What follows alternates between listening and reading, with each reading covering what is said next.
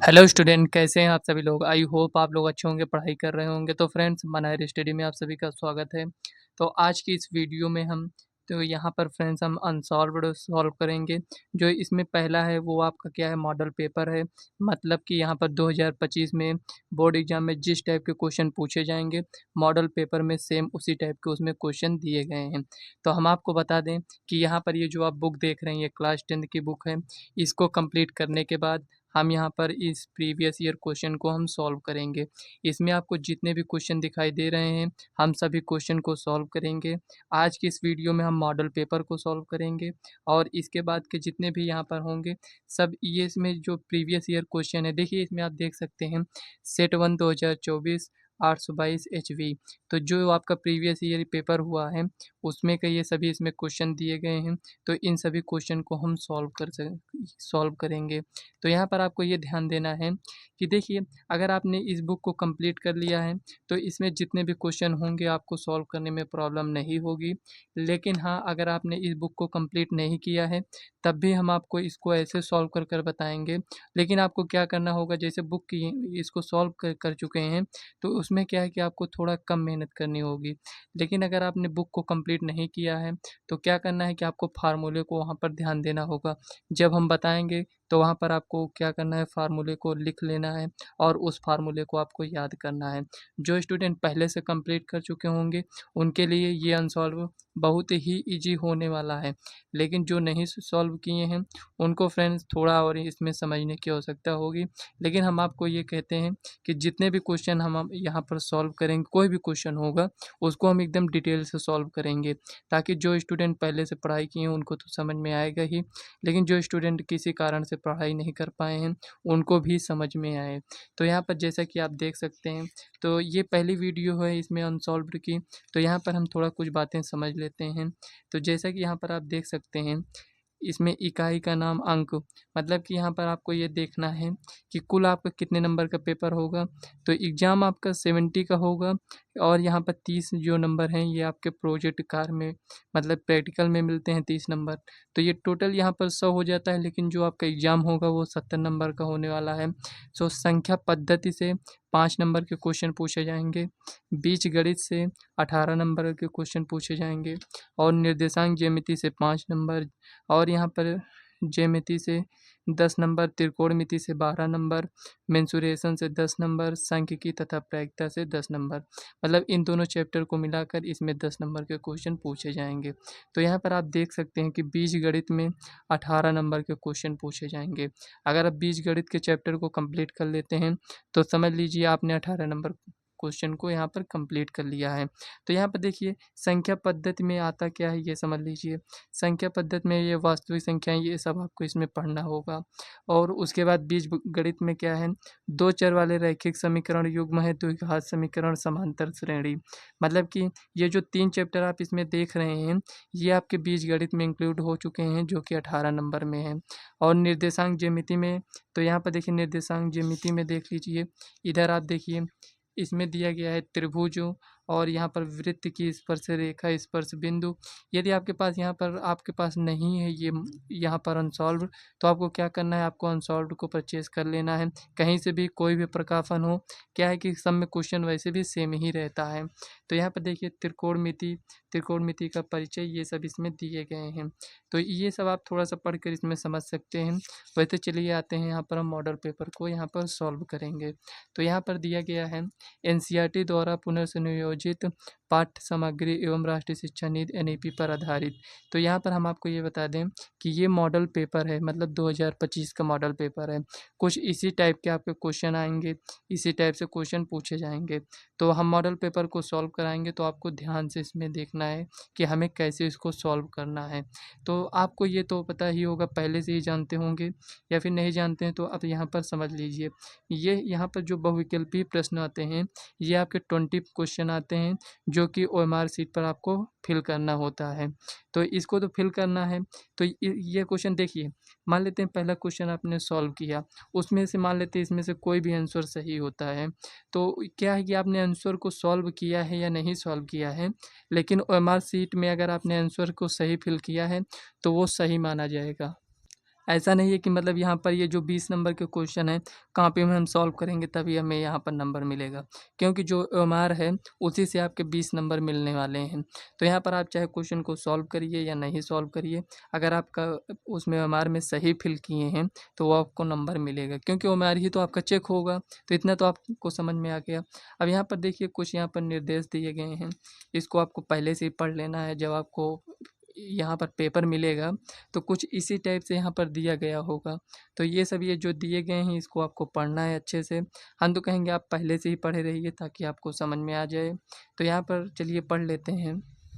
तो यहाँ पर देखिए ये अनसॉल्व की फर्स्ट वीडियो है, इसलिए इतना टाइम लग रहा है। नहीं तो हम जब सेकंड वीडियो आपकी आएगी तो वहाँ से हम डायरेक्ट क्वेश्चन को सॉल्व करना स्टार्ट कर देंगे। ये मत समझना कि यहाँ पर हम इसको आपको, क्योंकि ये भी तो आपको जानना ज़रूरी है। तो हर वीडियो में तो हम आपको बताएंगे नहीं, इसीलिए एक ही वीडियो में हम आपको ये सब बता दे रहे हैं। तो यहाँ पर देखिए इसमें कहा गया है कि प्रारंभ के 15 मिनट परीक्षार्थियों को प्रश्न पत्र पढ़ने के लिए निर्धारित है, और यहाँ पर सेकंड में सभी प्रश्न अनिवार्य हैं। मतलब कि जितने भी प्रश्न दिए गए हैं इनको सबको आपको करना है। और यहाँ पर दिया गया इस प्रश्न पत्र के 2 खंड हैं।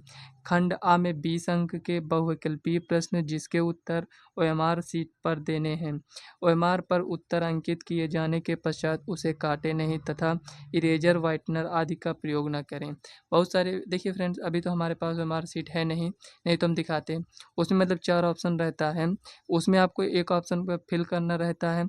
लेकिन बहुत सारे स्टूडेंट क्या करते हैं कि मान लेते हैं गलती से उसने उनको बी में टिक लगाना था और ए में वो टिक लगा दिए, तो उसको क्या करेंगे, वाइटनर से मिटाएंगे या फिर उसको क्रॉस कर कर दूसरे में लगाएंगे। आपको ऐसा बिल्कुल नहीं करना है, क्योंकि वो क्वेश्चन ही आपका चेक नहीं होगा। ये आपको ध्यान देना है। इसमें दिया गया खंड बा में 50 अंक के वर्णनात्मक प्रश्न हैं। इस खंड में कुल 5 प्रश्न हैं। प्रत्येक प्रश्न के प्रारंभ में स्पष्टतः लिख दिया गया है कि उसके कितने खंड करने हैं और प्रत्येक प्रश्न के अंक उनके सम्मुख अंकित हैं। मतलब कितने नंबर के प्रश्न हैं ये यहाँ पर दिया गया होगा। और इसमें लिखा है प्रत्येक, यहाँ पर दिया गया है प्रथम प्रश्न से प्रारंभ कीजिए और अंत तक करते जाइए। जो प्रश्न ना आता हो उस पर समय नष्ट मत कीजिए। मतलब मान लेते हैं हमें ये क्वेश्चन नहीं आ रहा है, तो हमें क्या करना है, इस क्वेश्चन को स्किप कर कर हमें नेक्स्ट क्वेश्चन को सॉल्व करना है। नहीं तो टाइम तो हमारे पास उतना ही है। अगर इसी क्वेश्चन में हम ज़्यादा टाइम दे देंगे तो जो और क्वेश्चन है वो तो हमारे छूट ही जाएंगे। तो ये तो आपको ऐसा नहीं करना है। अगर नहीं आता है तो आप स्किप कर दीजिए, दूसरा क्वेश्चन तो आप सॉल्व करिए ना। नहीं, इसी क्वेश्चन को सॉल्व करने के आप इसके बाद के जितने भी क्वेश्चन है उसको नहीं सॉल्व कर पाओगे। तो चलिए फ्रेंड्स आते हैं, अब आप क्वेश्चन को सॉल्व करते हैं। जो यहाँ पर फ्रेंड्स हम 7 से 8 मिनट आपको बताए हैं, इतना आपको ध्यान देना है, ठीक है। तो यहाँ पर देखिए मॉडल पेपर को हम सॉल्व करेंगे। खंड आ में दिया गया है बहुविकल्पीय प्रश्न, तो इन सभी क्वेश्चन को चलिए हम सॉल्व करते हैं। तो यहाँ पर देखिए खंड आ में इसमें दिया गया है, यदि 26 कॉमा 156 का लासा 156 है तो मासा का मान है। मतलब कि हमें दो संख्याएं दिया गया है, उसका लासा भी दिया गया है, हमें मासा इसमें ज्ञात करने के लिए कह रहा है, मतलब कि एचसीएफ ज्ञात करने के लिए कह रहा है। तो इसका फार्मूला होता है, फार्मूले से डायरेक्ट हम इसको ज्ञात कर लेंगे। तो चलिए इसको हम सॉल्व करते हैं। तो यहाँ पर देखिए फ्रेंड्स, इसमें ये पहला क्वेश्चन ये जो दिया गया है, हम आपको यहाँ पर एकदम अच्छे से सॉल्व कर कर बताएंगे, लेकिन आपको एग्जाम में ऐसा नहीं करना है। क्योंकि देखिए 20 क्वेश्चन है, ओएमआर शीट पे हमें फिल करना है। तो एक कोई यहाँ पर रफ पेज ले लीजिएगा, उसी में जो कॉपी आपको दी जाएगी उसी में रफ पेज में आप इसको सॉल्व कर कर आपको क्या करना है, ओएमआर में फिल कर देना है। इस टाइप से आपको अच्छे से सॉल्व नहीं करना है, लेकिन हम आपको यहाँ पर बता रहे हैं, इसलिए यहाँ पर हम आपको अच्छे से सॉल्व कर कर बताएंगे। तो देखिए दो संख्याएं दिया गया है, तो यहाँ पर लिखेंगे पहली संख्या दिया है, पहली संख्या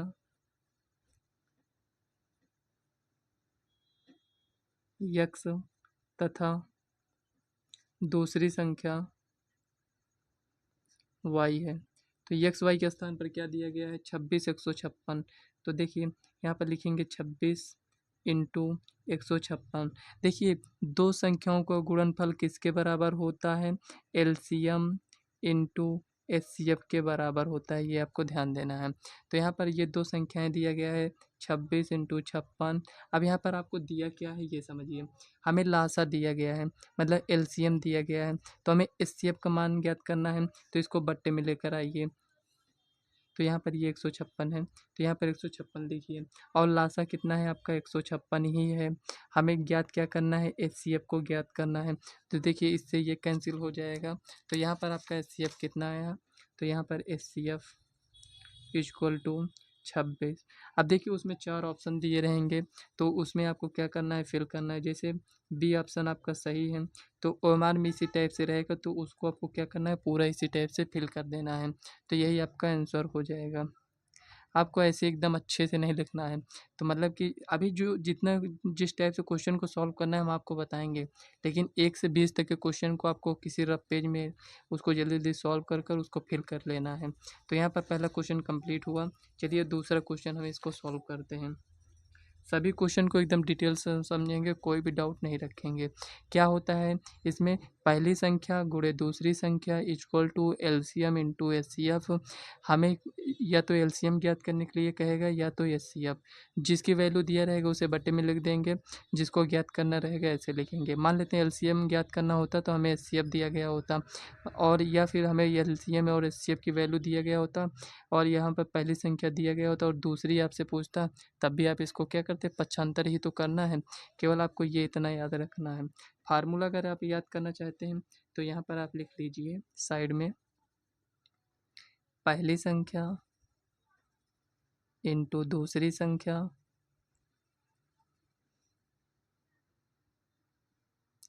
किसके बराबर होगा, यहाँ पर लिखेंगे एलसीएम इंटू एचसीएफ। ये हो गया। अब दूसरा क्वेश्चन देखते हैं। तो यहाँ पर दूसरा क्वेश्चन दिया गया है, निम्न में अपरिमेय संख्या है। तो इसको फ्रेंड्स आपको सॉल्व करने की आवश्यकता ही नहीं है। क्यों नहीं है ये समझिए। यहाँ पर निम्न में अपरिमेय संख्या है।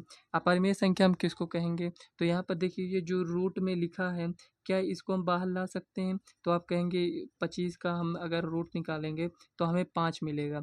क्या यहाँ पर रूट 3 का निकाल सकते हैं हम, अंडर रूट मतलब वर्गमूल निकाल सकते हैं, स्क्वायर रूट तो आएगा, लेकिन पॉइंट में आएगा, पॉइंट में नहीं आना चाहिए। तो यहाँ पर ये तो ऑप्शन नहीं होगा क्योंकि आपसे अपरिमेय पूछा है। और यहाँ पर ये देखिए 5 माइनस रूट 3 है, ए एवं बी दोनों और डी, इनमें से कौन सा सही होगा ये समझिए। इनमें से कोई नहीं इसमें है, तो ये तो एकदम नहीं सही होगा। तो ये 25 क्या है, यहाँ पर ये रूट 25 में क्या है, ये परिमेय संख्या है। तो यहाँ पर ए और बी दोनों कह रहा है, मतलब कि ये दोनों अपरिमेय संख्या हैं, ऐसा तो है नहीं, ये तो परिमेय है। तो लेकिन इसमें कह रहा है दोनों है, तो ये ऑप्शन भी नहीं सही होगा, ये सही होगा। यहाँ पर आपको ये समझना है कि ये जो बी में दिया गया है 5 माइनस रूट 3, अगर किसी भी संख्या में अगर हम यहाँ पर जैसे कि ये क्या है, ये परिमेय है, अगर इसमें हम कुछ भी जोड़ते हैं कुछ भी घटाते हैं तो मतलब अलग से, जैसे ये संख्या आपको दिखाई दे रहा है, जैसे रूट 3 में रूट 3 से गुणा करेंगे तो वो तो हमारा परिमेय में चेंज हो जाएगा, लेकिन इसमें जैसे कुछ जोड़ेंगे कुछ घटाएंगे ऐसी संख्याएं, इस टाइप की संख्याएं, तो यहाँ पर क्या होगा, ये अपरिमेय ही रहता है। तो यहाँ पर ये ऑप्शन 2 का ऑप्शन कौन सा हो जाएगा, ये बी वाला ऑप्शन आपका सही हो जाएगा। तो यहाँ पर लिखेंगे 5 माइनस रूट 3 एक अपरिमेय संख्या है।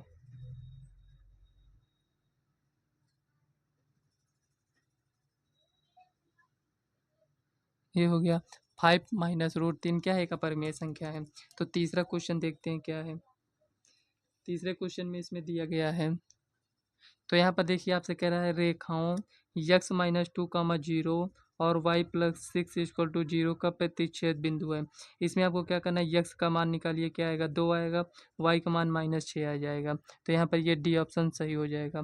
अगर आप इसका ग्राफ ही बनाना चाहते हैं तो ग्राफ बना सकते हैं, लेकिन 1 नंबर क्वेश्चन में आपको ऐसा नहीं करना है। यहाँ पर आपको क्या करना है, यक्स इक्वल टू 2, यहाँ पर 2 कामा -6, ये डी वाला ऑप्शन आपका सही हो जाएगा। थोड़ा आप डिटेल में समझना चाहते हैं तो यहाँ पर आप इसको समझ सकते हैं, लेकिन आपको इसी टाइप से सॉल्व करना है, ओएमआर में टिक लगा देना है। टिक लगाने का मतलब फ्रेंड्स उसमें मतलब फिल करना है आपको, ये समझिएगा। देखिए इसमें दिया क्या है, यक्स माइनस 2 इक्वल टू 0 और तथा यहाँ पर दिया गया है वाई प्लस 6 इक्वल टू 0। अगर यहाँ से देखें तो यक्स बराबर 2 मिलेगा, यहाँ से देखें तो यहाँ पर वाई माइनस 6 मिलेगा। अगर इसे यहाँ पर बनाएं इस टाइप से तो देखिए यहाँ पर -6 है, तो कुल मिलाकर देखिए यहाँ से दो दो का गैप लेते हैं, 2 4 6 ये हो गया। यहाँ पर इसको भी लिख देते हैं यहाँ पर -2 -4 -6 ये x होता है, ये y, यहाँ पर x डैश। तो देखिए यहाँ पर 2 2 और यहाँ पर 4, ये 2 4, ये इतना हो गया, ये इतना हो गया। अब यहाँ पर देखिए x बराबर 2 कहाँ पर है, तो आप कहेंगे यहाँ पर x बराबर 2 ये है। y बराबर -6 कहाँ पर है, तो इसको थोड़ा सा और बढ़ा दीजिए, यहाँ पर -6 है। 2 और -6 कहाँ पर मिलेंगे, इस बिंदु पर मिलेंगे, यहाँ पर। अगर यहाँ से आपसे पूछें तो यहाँ पर आप क्या कहेंगे, 2 कामा -6 है, ये इतना। मतलब अगर ऐसे आप इसको अगर आप करेंगे तो यक्स में बना है तो ये वाई के समांतर होगा, अगर ऐसे बना है तो ये यक्स के समांतर हो जाएगा। तो ऐसे ही रेखा जाएगी यहाँ पर, ये इस टाइप से। तो यहाँ पर मिलेंगे कहाँ, यहाँ पर। ये प्रतिच्छेद बिंदु कह रहा है तो प्रतिच्छेद यहीं पर तो करेंगे, ऐसे आएगी रेखा, ऐसे आएगी। यहाँ पर आप पूरा ऐसे खींच सकते हैं। तो यहाँ पर देखिए 2 कामा -6, तो आपको 2 कामा -6 में टिक लगाना है। तो यहाँ पर ये ऑप्शन कौन सा है, डी ऑप्शन आपका सही है, 2 कामा -6, यही हो जाएगा आपका फाइनल आंसर। समझ में आ रहा है? कोई भी डाउट हो कमेंट कर कर पूछ सकते हैं। तो चलिए नेक्स्ट क्वेश्चन को सॉल्व करते हैं। तो यहाँ पर लिखेंगे चौथे क्वेश्चन को। तो चौथा क्वेश्चन यहाँ पर पढ़िए, यहाँ पर आपको दिखाई दे रहा होगा।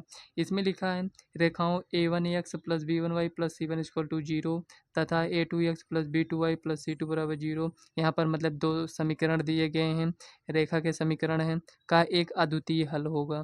तो अद्वितीय हल कब होता है आप बता सकते हैं? तो आप कहेंगे अद्वितीय हल के लिए यहाँ पर, तो इसको हम लिख लेते हैं। तो देखिए a1x प्लस b1y, देखिए इसको लिखने की आवश्यकता नहीं है, लेकिन हम ये मान के चलते हैं सभी स्टूडेंट को हो सकता है ना समझ में आए, इसीलिए यहाँ पर हम लिख रहे हैं। तो a2x plus b2y plus c2 equal to 0। अभी हम बताएंगे इसको डायरेक्ट आप कैसे लिख सकते थे। तो यहाँ पर देखिए अद्वितीय हल के लिए क्या करना होता है ये समझिए। यहाँ पर ये इस टाइप से लिखा गया है इसमें। तो यहाँ पर अद्वितीय हल में a1/a2 इक्वल टू b1/b2, अद्वितीय हल कह रहा है, तो ये जो इसका अनुपात है ये बराबर नहीं होगा। अद्वितीय हल के लिए क्या होगा, a1/a2 का अनुपात b1/b2 के अनुपात के बराबर नहीं होगा। तो क्या यहाँ पर लिखने की आवश्यकता थी, नहीं थी। तो यहाँ पर ये कौन सा ऑप्शन सही होगा, आपसे कह रहा है अद्वितीय हल, तो अद्वितीय हल में कौन सा सही है, ये नहीं सही होगा, ये भी नहीं सही होगा, ये वाला आपका सी वाला ऑप्शन सही हो जाएगा। a1/a2 का अनुपात b1/b2 के अनुपात के बराबर नहीं होगा, ये हो गया। अगर मान लेते हैं इसी क्वेश्चन में आपसे कह देता कि अपरिमित रूप से अनेक हल के लिए क्या होगा, तो a1/a2 बराबर b1/b2 बराबर c1/c2 होता। और कोई हल के लिए अगर मान लेता है, कहता है कि कोई हल नहीं है, जो उसमें कोई हल में क्या होता है, कोई हल नहीं है में रेखाएं समांतर हो जाती हैं। तो यहाँ पर अगर आप लिखना चाहें तो लिख सकते हैं अद्वितीय हल, अद्वितीय हल के लिए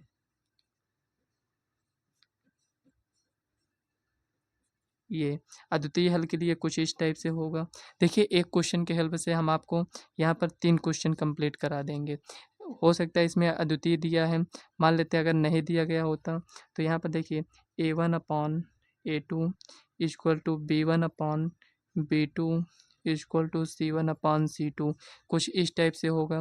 तो यहाँ पर अपरिमित रूप से अनेक हल होगा, अपरिमित रूप से अनेक हल, अनेक हल होंगे। इसमें क्या होता है, रेखाएं संपाती होती हैं।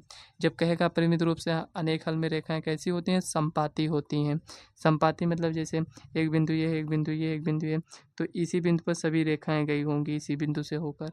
और कोई हल नहीं है, मान लेते हैं इस समीकरण ये जो दिया गया है कोई हल नहीं होता, तो इसमें क्या लिखते हैं, a1/a2 equal to b1/b2 not equal to c1/c2, ये होता। इसमें कोई हल नहीं है।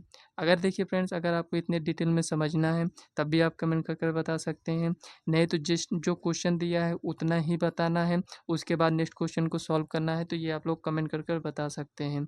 हम ये सोचते हैं फ्रेंड्स, देखिए जैसे क्वेश्चन में इस टाइप से पूछा है, हो सकता है फ्रेंड्स इसको ना पूछता है, इसको पूछ लेता, तो आपको ये भी तो पता होना चाहिए पहले से। जो स्टूडेंट पहले से पढ़े हैं उनको तो समझ में आ रहा होगा कि हाँ ये भी हम पढ़े थे। तो कुछ इस टाइप से होगा, इसमें कोई हल नहीं होगा, इसमें अपरिमित रूप से अनेक हल होगा, इसमें अद्वितीय हल होगा, मतलब केवल और केवल एक हल होगा। 4 नंबर क्वेश्चन आपका कंप्लीट हो गया। और यहाँ पर ये ऑप्शन कौन सा सही हो जाएगा, सी ऑप्शन यहाँ पर सही हो जाएगा। तो यहाँ मॉडल पेपर में केवल 20 ही क्वेश्चन इसमें सॉल्व करने वाले हैं। इसके बाद जो 2 नंबर के, 4 नंबर वाले, 6 नंबर वाले क्वेश्चन हैं उसे हम नेक्स्ट वीडियो में समझेंगे, क्योंकि फ्रेंड्स वीडियो बहुत ज़्यादा लंबी हो जाएगी, क्योंकि ये फर्स्ट वीडियो थी, इसीलिए इसमें थोड़ा टाइम और ज़्यादा चला गया, इसलिए इसको हम सॉल्व नहीं करेंगे। 20 क्वेश्चन सॉल्व करेंगे। ऐसा नहीं है कि उसके बाद के जो 2 नंबर, 4 नंबर, 6 वाले नंबर वाले क्वेश्चन उसको नहीं सॉल्व करेंगे, उसे हम नेक्स्ट वीडियो में आपको सॉल्व करा देंगे। तो यहाँ पर ये 4 नंबर क्वेश्चन तक कंप्लीट हो गया। अब आते हैं 5 नंबर क्वेश्चन में। 5 नंबर क्वेश्चन में तो चलिए नेक्स्ट पेज में सॉल्व करते हैं। तो यहाँ पर दिया गया 5 नंबर क्वेश्चन में, इसमें कह रहा है समीकरण 5x² माइनस 3x प्लस 2 के मूलों का योग क्या होगा। तो 5x² माइनस 3x प्लस 2 के मूलों का योग ज्ञात करना है। तो चलिए ज्ञात करते हैं। देखिए हम पूरा क्वेश्चन नहीं नोट करेंगे। 5x² माइनस 3x प्लस 2, तो यहाँ पर हमें क्या कहा है, मूलों का योगफल ज्ञात करना है। तो यहाँ पर देखिए a इक्वल टू 5 है, b इक्वल टू यहाँ पर -3 है, और यहाँ पर c इक्वल टू 2 है। तो यहाँ पर लिखेंगे मूलों का योगफल का योगफल। मूलों का योगफल क्या होता है, अल्फ़ा प्लस बीटा। मतलब जब इसको हम सॉल्व करते हैं तो यहाँ पर यक्स के 2 मान मिलते हैं, एक को अल्फ़ा मानते हैं, एक को बीटा। तो वही यहाँ पर मूलों का योगफल क्या होता है, -b/a। इसको आपको याद कर लेना है। ये क्वेश्चन फ्रेंड्स आपको हर एक सेट में देखने को मिलेगा। तो मूलों का योगफल ये हो गया, तो माइनस लिखेंगे, b के स्थान पर क्या है, -3 है, ए के स्थान पर क्या है, 5 है।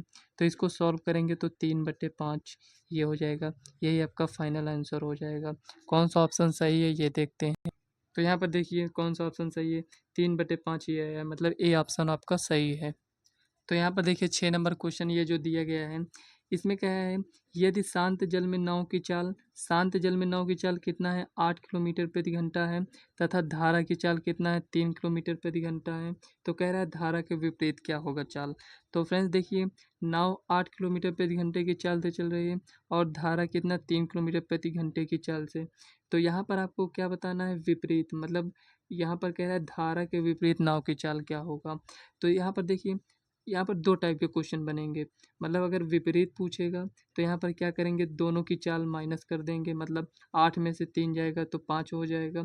और यहाँ पर धारा धारा की दिशा में चाल, तो यहाँ पर इन दोनों को जोड़ देंगे। लेकिन विपरीत कह रहा है तो इसकी चाल तो कम हो जाएगी ना। तो यहाँ पर लिखेंगे धारा के विपरीत नाव की चाल। धारा के विपरीत नाव की चाल क्या हो जाएगा, तो यहाँ पर लिखेंगे 8 - 3 = 5 किलोमीटर पर आवर। तो यहाँ पर 5 किलोमीटर पर आवर कितना हो गया, यहाँ पर डी। तो डी ऑप्शन आपका सही हो जाएगा। 7 नंबर क्वेश्चन देखते हैं। 7 नंबर क्वेश्चन में यहाँ पर दिया गया, यदि 20 यक्स 30 समांतर श्रेणी में है तो यक्स का मान क्या होगा। तो यक्स का मान आपको बताना है। तो चलिए यक्स का मान बताते हैं, इसमें क्या दिया गया है। तो देखिए यहाँ पर दो, इसमें 7 नंबर क्वेश्चन में इसमें 2 टाइप के स्टूडेंट कैसे सॉल्व करेंगे ये समझिए। अगर आप यहाँ पर ऐसे ही सॉल्व करना चाहते हैं तो यहाँ पर 20 है, यहाँ पर 30 है। तो यहाँ पर देखिए 20 आया होगा, उसके बाद यहाँ पर 25 आया होगा, उसके बाद यहाँ पर 5 और ऐड कर 30 आया होगा। तो यहाँ पर 20 के बाद कितना, 25। तो डी में ऑप्शन पे टिक लगा दीजिए। उसके बाद अगर आप इस टाइप से नहीं सॉल्व करना चाहते हैं तो यहाँ पर आपको करना क्या है, देखिए एग्जाम में आपको ऐसे ही सॉल्व करना है, 20, 5, 25, 5, 30। अगर आप नहीं समझ पा रहे हैं तो आपको लिख लेना है। मतलब ऐसा नहीं है कि मतलब हमें लिखना ही नहीं है, आप जैसे भी समझ पाते हैं आपको वैसे लिखना है। तो यहाँ पर देखिए आपको पता है जब ये समांतर श्रेणी में है तो डी का मान सेम होगा। तो यहाँ पर देखिए अगर डी का मान यहाँ से देखें तो यक्स -20 आएगा, और यहाँ से इसमें देखें तो डी का मान कितना आएगा, तो यहाँ से आएगा 30 - यक्स आएगा, इतना ही आएगा यहाँ पर। तो इसको यहाँ पर डी का मान दोनों क्या है, सर्वांतर तो समान ही होगा। तो समीकरण 1, समीकरण 2। तो यहाँ पर लिखेंगे समीकरण 1 व 2 से। इतना लेंदी क्वेश्चन है नहीं, लेकिन इसको बना रहे हैं लेंदी, देखिए से समीकरण 1 व 2 से ये हो गया। दोनों क्या है, बराबर है, यक्स -20 = 30 - यक्स, ये हो गया।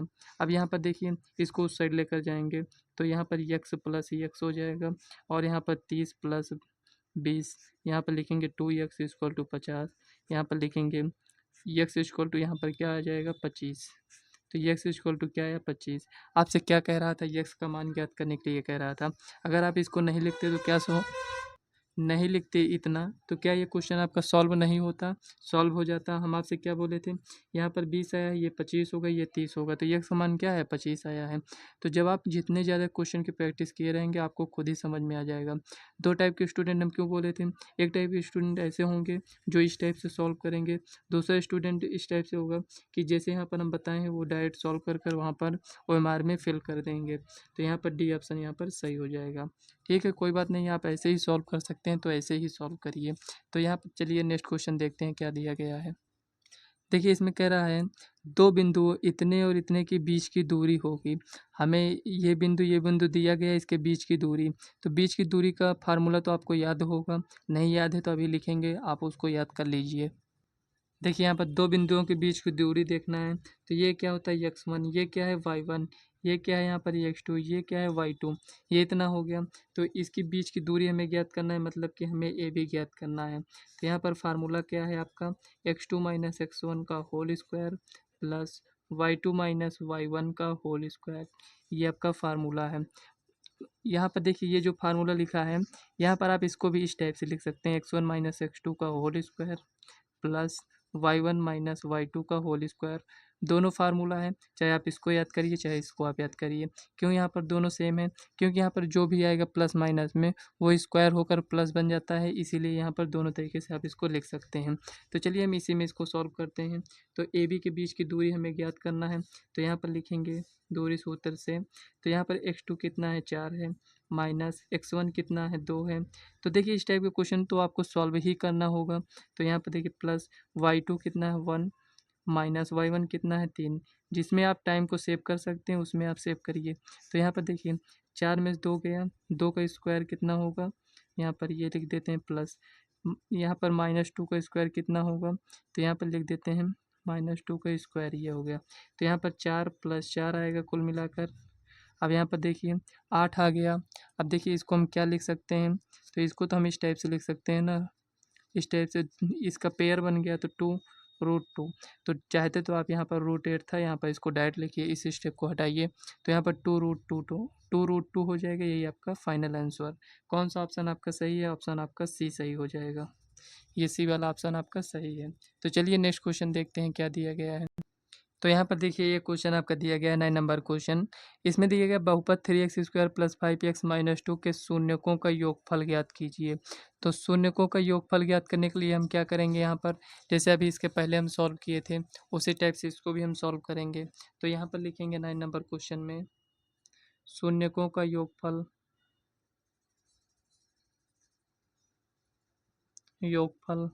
क्या हो जाएगा, alpha plus beta equal to -b/a होता है। और इसमें क्वेश्चन जो दिया गया इसको नोट कर लेते हैं, 3x² + 5x - 2। ए बी का मान यहाँ पर देखिए, ये ए होता है, ये बी है, ये सी होता है। तो यहाँ पर लिख लेते हैं, ए इक्वल टू यहाँ पर 3 और बी इक्वल टू 5 और यहाँ पर सी इक्वल टू -2। तो यहाँ पर देखिए अल्फ़ा प्लस बीटा अगर देखें इसका मान क्या आता है, तो यहाँ पर माइनस है तो माइनस लगाइए, बी के स्थान पर क्या है 5 है और ए के स्थान पर क्या है 3। तो यही आपका फाइनल आंसर हो जाएगा। -5/3 कौन सा ऑप्शन सही है आपका, तो यहाँ पर ऑप्शन सी सही हो जाएगा। ये देखिए इसमें दिया गया ऑप्शन सी, ये सही हो जाएगा। तो 10 नंबर क्वेश्चन चलिए सॉल्व करते हैं। 10 नंबर क्वेश्चन इसमें दिया गया है, इतने इतने इतने के शीर्ष हैं। तो यहाँ पर देखिए इसमें कह रहा है बिंदु इतने और इतने इतने के शीर्ष हैं, मतलब कि कुल मिलाकर आपको ये बताना है इसमें, ये जो यहाँ पर बिंदु दिए गए हैं इसमें बिंदु में क्या बनेगा, समकोण त्रिभुज बनेगा, समबाहु त्रिभुज बनेगा, कि समद्विबाहु त्रिभुज बनेगा, कि विषमबाहु त्रिभुज बनेगा। तो ये तो फ्रेंड सॉल्व करने के बाद ही पता चलेगा कि कौन सा त्रिभुज बनेगा। तो यहाँ पर इसको समझिए, लिखेंगे 10। दूरी सूत्र आपको याद हो गया ना कि दोनों के बीच की दूरी कितना है, तो यहाँ पर आपको उसी को यहाँ पर अप्लाई करना है। तो यहाँ पर त्रिभुज बना लेते हैं। अब कौन सा त्रिभुज बनेगा ये तो नहीं पता है पहले से, तो यहाँ पर लिखेंगे ABC, ये इतना हो गया। इसके सब के यहाँ पर दिए गए हैं बिंदु, तो यहाँ पर दिया गया -4, 0, ये हो गया। B का यहाँ पर लिखते हैं 4, 0 और उसके बाद सी का है 0, 3। कुछ इस टाइप से यहाँ पर आपको लिखना है। कौन सा त्रिभुज है सॉल्व करिए। तो यहाँ पर लिखेंगे पहले ए -4, 0, बी में है 4, 0 और उसके बाद सी में है 0,3 ये हो गया। अगर हम ए बी के बीच की दूरी निकालें, ए बी मतलब ये कितनी लंबाई है, तो यहाँ पर ए बी इक्वल टू यहाँ पर क्या हो जाएगा ये समझिए। तो यहाँ पर ए है, ये आपका ए है, तो ए बी यहाँ पर क्या लिखते हैं, x2 माइनस x1 मतलब कि 4, और यहाँ पर ये माइनस में तो ये +4 हो जाएगा, स्क्वायर ये हो गया। यहाँ पर 0 है तो +0 ऐसे ही लिख दीजिए। तो यहाँ पर 4 4 8, 8 का स्क्वायर कितना हो जाएगा 64, और यहाँ पर देखिए 4 4 8 हो गया, 8 का स्क्वायर 64, तो यहाँ पर ये हो जाएगा 8, इतना आया। अब यहाँ पर हम बी सी ज्ञात करते हैं, तो यहाँ पर बी सी कितना होगा ये समझिए। यहाँ पर ये आपका x1 है, ये y1 है, ये x2 है, y2 है, तो ये x2 माइनस x1 0 माइनस 4 का स्क्वायर प्लस, और यहाँ पर लिखेंगे 3 माइनस 0 का स्क्वायर, ये इतना होगा। इसको हम सॉल्व करेंगे तो यहाँ पर 4 का स्क्वायर कितना होगा 16, और यहाँ पर 3 का स्क्वायर 9 इक्वल टू यहाँ पर हो जाएगा 25। अगर देखें तो यहाँ पर आएगा 5। उसके बाद ए सी में आते हैं, तो यहाँ पर ए और सी, तो यहाँ पर ए सी की दूरी निकालते हैं। तो यहाँ पर देखिए ए सी में x1 है, y1 x2 y2, तो यहाँ पर लिखेंगे 0 प्लस 4 का स्क्वायर प्लस, और यहाँ पर लिखेंगे 3 माइनस 0 का स्क्वायर, ये इतना हो गया। अब यहाँ पर देखिए 4 का स्क्वायर कितना होगा 16, और यहाँ पर 3 का स्क्वायर कितना होगा 9, तो इक्वल टू यहाँ पर 25 इक्वल टू 5। तो यहाँ पर आप देख सकते हैं बी सी बराबर ए सी है, लिखेंगे यहाँ पर बी सी बराबर ए सी, अतः दिया गया बिंदु, या लिख सकते हैं दिए गए शीर्ष समद्विबाहु त्रिभुज के शीर्ष हैं, मतलब दो भुजाएं बराबर हैं तो समद्विबाहु त्रिभुज के शीर्ष हैं।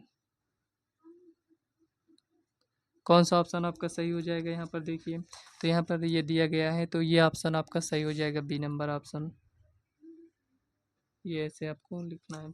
अब देखिए यहाँ पर 11 नंबर क्वेश्चन क्या दिया गया है, इसमें दिया गया है साइन ए इक्वल टू यहाँ पर 4/5 है, तो tan ए का मान ज्ञात करिए।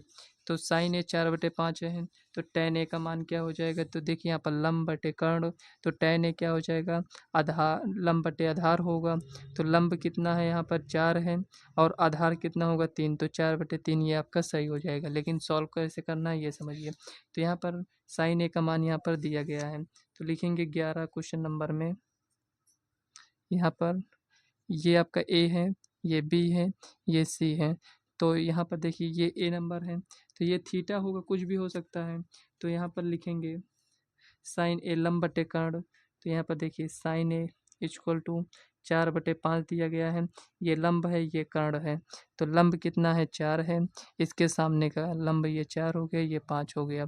तो पाइथागोरस प्रमेय से देखें तो यहाँ पर 5 का स्क्वायर, अगर हमें बी ए या ए बी को ज्ञात करना हो तो 5 स्क्वायर माइनस यहाँ पर 4 का स्क्वायर, यहाँ पर रूट लगा दीजिए। यहाँ पर पाइथागोरस प्रमेय लगा रहे हैं, तो यहाँ पर कितना होगा 25, और यहाँ पर -16, तो कुल मिलाकर 9 आएगा, और इक्वल टू 3, यहाँ पर ये 3 आ जाएगा। हमसे पूछा क्या है, tan पूछा है, तो tan ए इक्वल टू लंब बटे आधार होगा, तो लंब कितना होगा 4 हो जाएगा, आधार कितना है 3 हो गया, यही आपका आंसर हो जाएगा। इसी टाइप से आप डायरेक्ट भी सॉल्व कर सकते हैं, क्योंकि ये लंब है और ये कर्ण है, तो tan ए लंब हो गया, ये 3 मतलब 3 4 5 का इसमें आपका समकोण त्रिभुज बनता है। मतलब अगर यहाँ पर 3 4, अगर 3 का स्क्वायर 4 का स्क्वायर करेंगे तो कर्ण के बराबर हो जाएगा। अब इसमें देखिए इसको सॉल्व करते हैं, इसमें क्या दिया गया है sign square theta plus 1/1 plus tan square theta. क्या आपको फार्मूला याद है, ये आपको फार्मूला नहीं दिख रहा है, ये क्या है फार्मूला तो ही है, ये किसका फार्मूला है सेक स्क्वायर थीटा का। सेक स्क्वायर थीटा क्या होगा 1 प्लस tan स्क्वायर थीटा। अगर आपको फार्मूला याद है तो ये डी नंबर आपका आंसर सही हो जाएगा। तो यहाँ पर देखिए साइन स्क्वायर थीटा प्लस ये जो इतना लिखा है इसके स्थान पर हम क्या लिख सकते हैं, तो कुल मिलाकर पहले आप इसको देखिए कि यहाँ पर क्या लिख सकते हैं। तो यहाँ पर लिखेंगे sec square theta equal to 1 plus tan square theta, तो यहाँ पर 1 प्लस tan, तो लिखेंगे साइन स्क्वायर थीटा प्लस 1/, इसके स्थान पर क्या लिख सकते हैं सेक स्क्वायर थीटा। थोड़ा और आगे बढ़ाइए तो यहाँ पर sine square theta plus 1/, sec square theta को क्या लिख सकते हैं cos square theta. Sine square theta plus cos square theta का मान क्या होता है 1, ये हो जाएगा। यहाँ पर डी ऑप्शन आपका सही हो जाएगा। 13 नंबर क्वेश्चन देखते हैं क्या दिया गया है। देखिए फ्रेंड्स, आप लोग इसी तरह इस चैनल से जुड़े रहिए, हम आपका एक एक कॉन्सेप्ट यहाँ पर क्लियर कर देंगे। क्योंकि देखिए, जो भी क्वेश्चन यहाँ पर आपको दिखाई दे रहे हैं, ऐसा तो है नहीं कि एक ही बार क्वेश्चन आएगा। वो क्वेश्चन फ्रेंड्स, इसको पूरे अनसॉल्व को जब हम सॉल्व करेंगे तो कई बार क्वेश्चन रिपीट होगा, तो उससे आपको ज़्यादा अच्छे से समझ में आ जाएगा। तो यहाँ पर दिया गया है, एक रेखाखंड ए बी एक बिंदु पी पर इस प्रकार विभाजित किया जाता है कि पी बी ए बी 3/7, तब अनुपात ए पी अनुपात पी बी कितना होगा। हो सकता है ये क्वेश्चन आपको पढ़कर ना समझ में आया हो, लेकिन यहाँ पर जो भी लिखा है इसको एक बार आप पहले रीड करिए, उसके बाद यहाँ पर समझिए कह क्या रहा है। इसमें लिखा है कि एक रेखाखंड ए बी है और एक बिंदु पी पर इस प्रकार विभाजित किया जाता है कि ए बी, यहाँ पर P B upon A B कितना है 3/7, तब ए पी और पी बी कितना होगा। तो यहाँ पर कुल मिलाकर यहाँ पर देखिए, 1 मिनट अगर यहीं से इसको सॉल्व कर लें, तो यहाँ पर देखिए कुल मिलाकर क्वेश्चन में यही इतना दिया गया है। इसमें कह रहा है, 1 मिनट फ्रेंड्स, एक रेखाखंड ए बी है, तो यहाँ पर देखिए एक रेखाखंड ए बी हम बना लेते हैं, और ये कह रहा है P B upon A B. तो यहाँ पर समझते हैं क्या दिया गया, P B upon A B equal to यहाँ पर 3/7। तो ए बी कितना है टोटल, यहाँ पर ये ए बी यहाँ पर 7 है, और यहाँ पर पी बी, तो यहाँ पर कोई बिंदु होगा तभी पी बी बना है, तो यहाँ पर मान लेते हैं ये पी है। तो पी बी कितना है, यहाँ पर दिया गया है 3 दिया गया है, तो ये 3 हो गया। और यहाँ पर देखिए ये पूरा कितना है, 7 है, ये 3 है। 7 में से अगर इसको हम इतने को माइनस कर देंगे तो यहाँ पर कितना बचेगा, तो आप कहेंगे 7 में से 3 माइनस कर दोगे तो 4 बचेगा, और अगर इसको इसको जोड़ दोगे तो हमें ए बी मिल जाएगा। तो आपसे किसका अनुपात पूछ रहा है, आपसे कह रहा है कि ए पी अनुपात पी बी बताइए। तो ए पी कितना है, यहाँ पर लिखेंगे ए पी, देखिए यहीं पर लिख लेते हैं, ए पी कितना है 4 है, और यहाँ पर पी बी कितना है 3 है। तो इसी को तो हमें बताना है, 4/3। तो यही तो आपका आंसर है। कौन सा ऑप्शन आपका सही हो जाएगा, यहाँ पर ऑप्शन डी आपका सही हो जाएगा। तो यहाँ पर आपको लिखना है डी। ये हो गया, बस इतना ही आपको सॉल्व करना था। अगर इस टाइप के आप क्वेश्चन सॉल्व किए हैं तो यहाँ पर बिना लिखे भी आप सॉल्व कर सकते थे। ये इतना हो गया। तो चलिए नेक्स्ट क्वेश्चन को देखते हैं क्या दिया गया है। यहाँ पर देखिए लिखा है इसमें, एक वृत्त की परिधि 22 सेंटीमीटर है, इस वृत्त के चतुर्थांश का क्षेत्रफल क्या होगा। वृत्त के चतुर्थांश मतलब जितना उसका क्षेत्रफल होगा उसका 1/4 भाग, यही आपका वृत्त के चतुर्थांश हो जाएगा। तो यहाँ पर वृत्त के परिधि दिया गया है, तो चलिए इससे हम क्या करेंगे, यहाँ पर तो लिखेंगे 14 नंबर क्वेश्चन है, तो यहाँ पर लिखेंगे वृत्त की परिधि,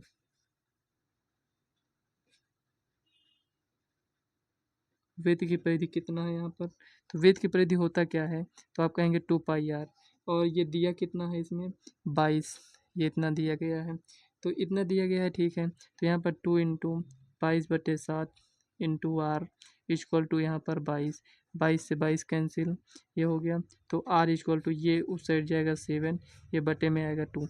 यहाँ से हमें रेडियस पता चल गया, त्रिज्या हमें कितना मिला 7/2, ठीक है। अब वृत्त के चतुर्थांश का क्षेत्रफल, तो लिखेंगे वृत्त के चतुर्थांश का क्षेत्रफल। तो चलिए यहाँ पर ऐसे बना लेते हैं, एक वृत्त टाइप का, यहाँ पर ये वृत्त हो गया, तो इसका चतुर्थांश का क्षेत्रफल मतलब यहाँ पर कितने भाग हैं, 1 2 3 4, तो हमें एक भाग का यहाँ पर क्षेत्रफल बताना है इसमें। तो यहाँ पर वृत्त के चतुर्थांश का क्षेत्रफल क्या हो जाएगा, तो यहाँ पर लिखेंगे πr²। तो मतलब यहाँ पर देखिए 1 2 3 चारों भाग का है, हमें एक भाग का चाहिए, तो यहाँ पर 1/4 हो जाएगा। ये इतना हुआ, तो लिखेंगे 1/4 इंटू पाई के स्थान पर 22/7 रखिए, r² है मतलब 7/2 को हम 2 बार लिखेंगे। ये हो गया कुछ इस टाइप से यहाँ पर लिखा है। अब यहाँ पर इसको करना क्या है, सॉल्व करना है। 7 से 7 कैंसिल हो गया, और यहाँ पर 2 से ये कैंसिल, तो यहाँ पर 11 हो जाएगा। ये इतना आया। अब यहाँ पर देखिए 11×7=77/4×2 = 8, ये हो गया। अब देखिए यहाँ पर देखते हैं कौन सा ऑप्शन सही है, तो 77/8 कोई ऑप्शन है, तो यहाँ पर देखिए यहाँ पर ए ऑप्शन आपका सही हो जाएगा, 77/8, यही आपका आंसर है। तो यहाँ पर लिखिए cm², कौन सा ऑप्शन सही है, ए वाला ऑप्शन आपका सही हो जाएगा। तो यहाँ पर देखिए 16 नंबर क्वेश्चन इसमें दिया गया है। इसमें कह रहा है एक पाइप का बाहरी व्यास 4 सेंटीमीटर तथा भीतरी व्यास 3 सेंटीमीटर है, उसकी लंबाई 20 सेंटीमीटर, पाइप में प्रयुक्त धातु का आयतन क्या होगा। पाइप कैसे होता है, तो यहाँ पर समझिए, एक मिनट फ्रेंड्स, यहाँ पर ये कितने नंबर क्वेश्चन था? ये 15 नंबर क्वेश्चन था। कोई क्वेश्चन मिस किए हैं क्या? यहाँ पर एक मिनट थोड़ा चेक कर लेते हैं। अच्छा, इसमें नंबर नहीं डाले थे। तो यहाँ पर देखिए 15 नंबर ये हो गया। यहाँ पर एक मिनट, ये 16 नंबर। तो यहाँ पर देखिए कुल मिलाकर हमें दिया क्या है? तो यहाँ पर देखिए दिया गया है बाहरी व्यास दिया गया है और आंतरिक व्यास दिया गया है। तो कुल मिलाकर यहाँ पर D1 दिया गया है और यहाँ पर D2 दिया गया है। D1 कितना दिया गया है? 4 सेंटीमीटर। और यहाँ पर देखिए ये कितना दिया गया है? D2 कितना है? 3। तो यहाँ पर ये 2 आपके व्यास दिए गए हैं और लंबाई कितना दिया गया है? यहाँ पर 20 सेंटीमीटर। तो देखिए इसमें पाइप, तो पाइप कुछ इस टाइप से होगा, बेलनाकार होगा, यहाँ पर ये इस टाइप से होगा। तो इसका हमें आयतन बताना है। तो यहाँ पर आयतन बताने के लिए हम क्या करेंगे? इसमें 2 व्यास दिए गए हैं तो इसके आपकी 2 त्रिज्या भी मिलेगी। इसका आधा मिलेगा आपको 2 और यहाँ पर इसका आधा आपको मिलेगा कितना? 3/2। मतलब अगर कहें तो यहाँ पर 1.5 मिलेगा। यहाँ पर ये हमें त्रिज्या मिल चुका है। तो हमें आयतन बताना है, पाइप का आयतन बताना है। पाइप किस आकार का होता है? तो आप कहेंगे बेलन के आकार का होता है, तो हम बेलन का आयतन निकाल लेंगे। तो लिखेंगे बेलन का आयतन। अब देखिए पाइप का आयतन यहाँ पर लिख सकते हैं, लिखेंगे आप यहाँ पर पाइप का आयतन। तो यहाँ पर आपके समझने के लिए यहाँ पर हम बेलन लिखे हैं ताकि हमें आपको ये समझ में आए कि ये बेलन, पाइप जो होता है बेलन के आकार का ही होता है। तो यहाँ पर क्या होता है? पाई, यहाँ पर लिखेंगे R1 माइनस R2 का स्क्वायर इंटू एच, ये हो गया। क्योंकि हम इसमें क्या दिया गया है? भीतरी व्यास और आंतरिक व्यास दिया गया था, इसलिए यहाँ पर ये हो जाएगा। अगर इसमें हम फार्मूला में अगर देखें तो क्या आएगा? यहाँ पर लिखेंगे पाई और यहाँ पर देखिए R1 कितना है? यहाँ पर 2 का स्क्वायर माइनस 1.5 का स्क्वायर और इंटू एच कितना है? 20 है। ये यहाँ पर रियल नहीं होगा, ये एच होगा, ठीक है। तो यहाँ पर आपका कितना आंसर आएगा? पाई ब्रेकर में 2 स्क्वायर माइनस 1.5 का स्क्वायर और यहाँ पर 20, इसी फार्मूले में रखेंगे। वैसे अगर देखें तो बेलन का आयतन क्या होता है? पाई आर स्क्वायर एच होता है। तो यहाँ पर देखिए कौन सा ऑप्शन सही हो जाएगा? यहाँ पर ऑप्शन बी वाला आपका सही हो जाएगा। समझ में आ गया आपको? तो यहाँ पर आपका ऑप्शन बी सही हो जाएगा। चलिए 17 नंबर क्वेश्चन को सॉल्व करते हैं। तो यहाँ पर कह रहा है किसी बेलन का आयतन होता है। तो यहाँ पर हम आपको 17 नंबर क्वेश्चन नहीं बताएंगे। क्यों नहीं बताएंगे यहाँ पर? क्योंकि अभी अभी हम आपको बताए थे, याद है आपको? तो यहाँ पर वही तो यहाँ पर पूछ रहा है आपसे किसी बेलन का आयतन क्या होता है। 17 नंबर क्वेश्चन में आप लोगों को आंसर देना है और कमेंट बॉक्स में आंसर देना है किसी बेलन का आयतन क्या होगा। तो यहाँ पर आपको ABCD ऑप्शन दिया गया है। आपको क्या लिखना है? क्वेश्चन नंबर लिखना है और यहाँ पर कौन सा ऑप्शन सही होगा उसको आपको बताना है। यहाँ पर देखिए 18 नंबर क्वेश्चन में दिया गया है 2 8 4 6 5 की माध्यिका होगी। तो यहाँ पर 2 8 4 6 5 की माध्यिका। तो यहाँ पर माध्यिका ज्ञात करने के लिए हम क्या करते हैं ये समझिए। माध्यिका ज्ञात करने के लिए या तो इसे हम असेंडिंग ऑर्डर या फिर इसे हम डिसेंडिंग ऑर्डर में इसको हम चेंज करते हैं। मतलब बढ़ते क्रम या घटते क्रम में इसको हम चेंज करेंगे।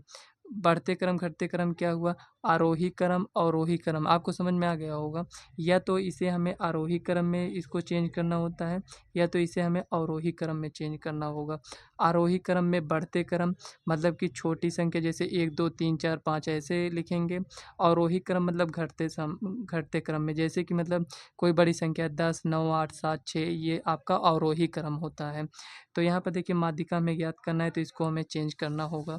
तो चलिए चेंज करते हैं। तो यहाँ पर कुछ इस टाइप से संख्याएं दी गई हैं 2 8 4 6 5। यहाँ पर इसके हमके माध्यिका ज्ञात करना है। तो चलिए इसे हम आरोही क्रम में चेंज करते हैं। तो यहाँ पर लिख देते हैं आरोही क्रम में व्यवस्थित करने पर असेंडिंग ऑर्डर मतलब। तो यहाँ पर छोटी संख्या पहले लिखेंगे 2, उसके बाद 4, उसके बाद यहाँ पर 5, उसके बाद 6, यहाँ पर लिखेंगे 8। यहाँ पर ये कुछ इस टाइप से है। अब यहाँ पर माध्यिका ज्ञात करने के लिए हम क्या करेंगे? यहाँ पर देखिए यहाँ पर कितनी संख्याएं 1 2 3 4 5 संख्याएं हैं। तो 2 इधर से छोड़िए, 2 इधर से, बीच में क्या आया है? 5। अगर मान लेते हैं बीच में 2 संख्याएं आती, जैसे यहाँ पर ये विषम संख्या आया है जैसे 1 2 3 4 5। अगर इसी में सम होता, मान लेते हैं जैसे 1 2 3 4 कुछ इस टाइप से होता, तो यहाँ पर हम क्या करते हैं? इसको 1 छोड़ते, इसको 1, दोनों को जोड़ते, उसके उसके बाद 2 से भाग करते। ठीक है, ये इतना आपको समझ में। चलिए क्वेश्चन में आएगा तो हम आपको बता देंगे, यहाँ तो अगर नहीं समझ में आया है तो ये 5 आपका ऑप्शन सही हो जाएगा। तो इसमें देखिए ऑप्शन कौन सा है, ये आपका सही होगा। तो यहाँ पर देखिए 18 नंबर क्वेश्चन है, तो यहाँ पर सी ऑप्शन आपका सही हो जाएगा। तो यहाँ पर लिखेंगे सी।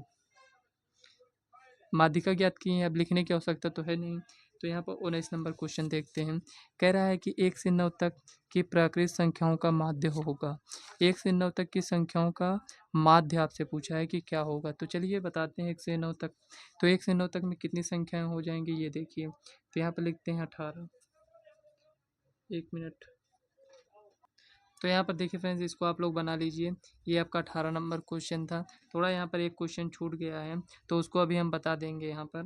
लेकिन यहाँ पर ये जो क्वेश्चन है ये 19 नंबर क्वेश्चन है।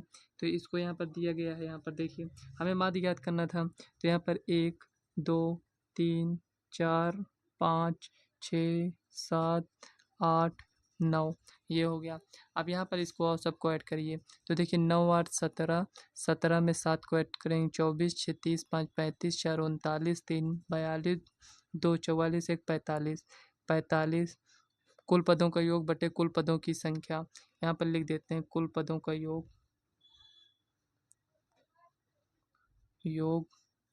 बटे कुल पदों की संख्या। अगर आपको माध्य ज्ञात करना है तो कुल पदों का योग बटे कुल पदों की संख्या।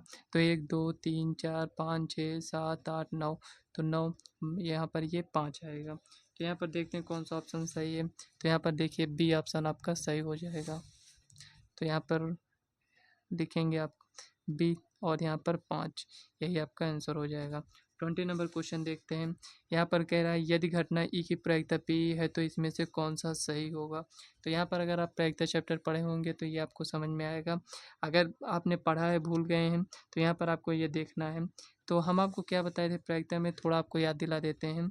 यहाँ पर 20, ये जो प्रायिकता का मान होता है फ्रेंड्स, या तो ये 0 हो जाएगा,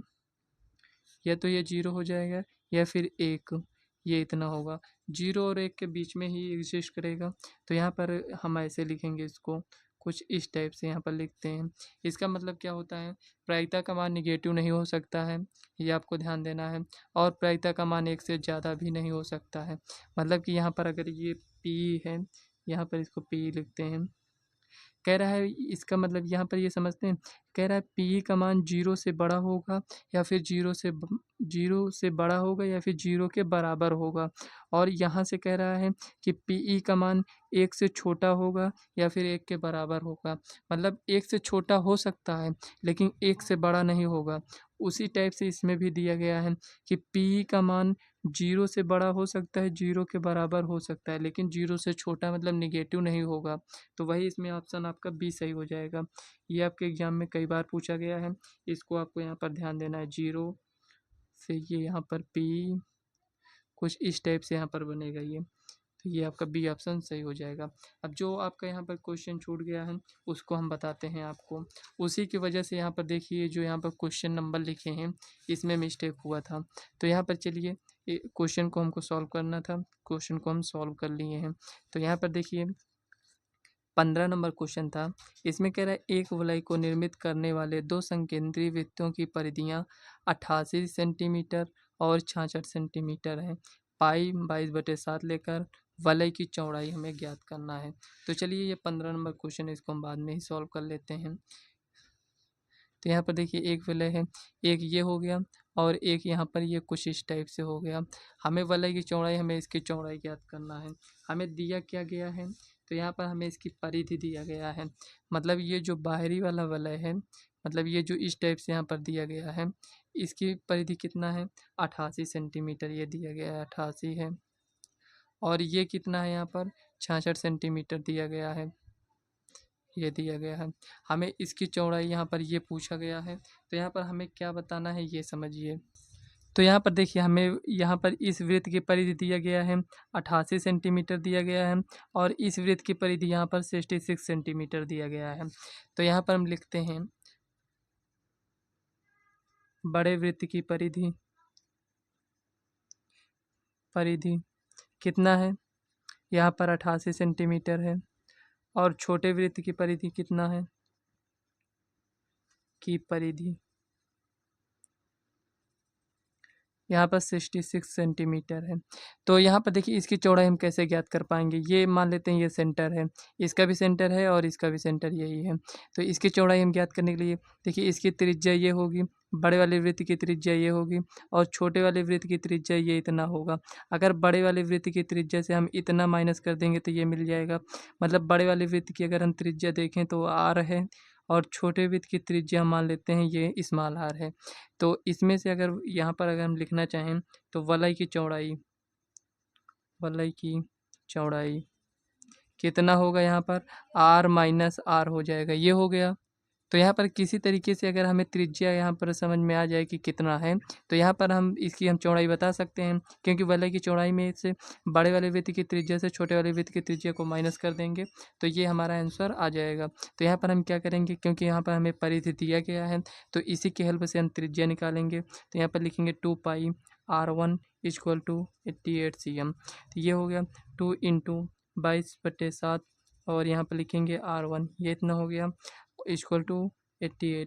देखिए 22×4 = 88 और यहाँ से 2 से इसको कैंसिल तो यहाँ पर लिखेंगे R1 इक्वल टू, ये उस साइड जाएगा तो यहाँ पर 14 आ गया, ये इतना आ गया। अब यहाँ पर देखिए 2 पाई R इक्वल टू यहाँ पर 66, 2 इंटू 22/7 और यहाँ पर R इक्वल टू यहाँ पर 66। तो यहाँ पर देखिए इस टाइप से दिया गया है 22×3 = 66, ये हो जाएगा और यहाँ पर देखिए कितना आएगा ये समझिए। तो यहाँ से अब ये नहीं कैंसिल होगा तो यहाँ से इसको देखिए 7×3 = 21 हो जाएगा, 21/2। 21/2 को हम क्या लिख सकते हैं यहाँ पर 10.5 लिख सकते हैं, ये हो गया। अब यहाँ से इसको माइनस करेंगे तो कितना आएगा, 14 माइनस 10.5, 10.5 ये हो गया। तो इसमें से इसको माइनस करेंगे तो यहाँ पर 3.5 cm आएगा। तो 3.5 जो आपका यहाँ पर दिया गया होगा वही आंसर आपका यहाँ पर सही हो जाएगा। तो यहाँ पर देखते हैं क्या दिया गया है, यहाँ पर ये दिया गया है सी वाला ऑप्शन सही हो जाएगा। मतलब 3.5 को आप क्या लिख सकते हैं, 35/10 लिखिए, 5×7 = 35, 5×2 = 10, 7/2 दिया गया है तो यहाँ पर सी ऑप्शन आपका सही हो जाएगा। इस टाइप का आपको सभी क्वेश्चन को सॉल्व करना है। आज के इस वीडियो में हम 20 नंबर क्वेश्चन तक सॉल्व कर चुके हैं और बहुविकल्पी क्वेश्चन को आपको इसी टाइप से सॉल्व करना है। तो देखिए अगर वीडियो आपको पसंद आए तो वीडियो को लाइक करिएगा और इस वीडियो को ज़्यादा से ज़्यादा शेयर करिएगा। अब देखिए यहाँ पर आज से स्टार्ट हो चुका है ये अनसॉल्व्ड सीरीज। तो ये फ्रेंड्स जब तक यहाँ पर आपका एग्ज़ाम नहीं आ जाएगा, यहाँ पर हम देखिए लास्ट तक पूरे हम इसको यहाँ तक सॉल्व करेंगे। ये पूरा जितना आपको अनसॉल्व क्वेश्चन दिखाई दे रहे हैं ये पूरा हम सॉल्व करने वाले हैं। तो यहाँ पर आप देखिए अगर आप इसको पूरे को सॉल्व कर लेते हैं तो यहाँ पर हम 90+ मार्क आप गेन कर सकते हैं, ये आपको ध्यान देना है। फार्मूला नहीं याद है, क्वेश्चन को हम सॉल्व करेंगे, फार्मूला साइड में लिख देंगे, आपको उसको याद कर लेना है, बस इतना आपको करना है। तो आज की इस वीडियो को हम यहीं तक रखते हैं। वीडियो पसंद आए तो वीडियो को लाइक व चैनल को सब्सक्राइब कर लीजिएगा ताकि आने वाले वीडियो का नोटिफिकेशन आप तक सबसे पहले पहुँचे। तो चलिए फ्रेंड्स मिलते हैं नेक्स्ट वीडियो में, तब तक के लिए बाय।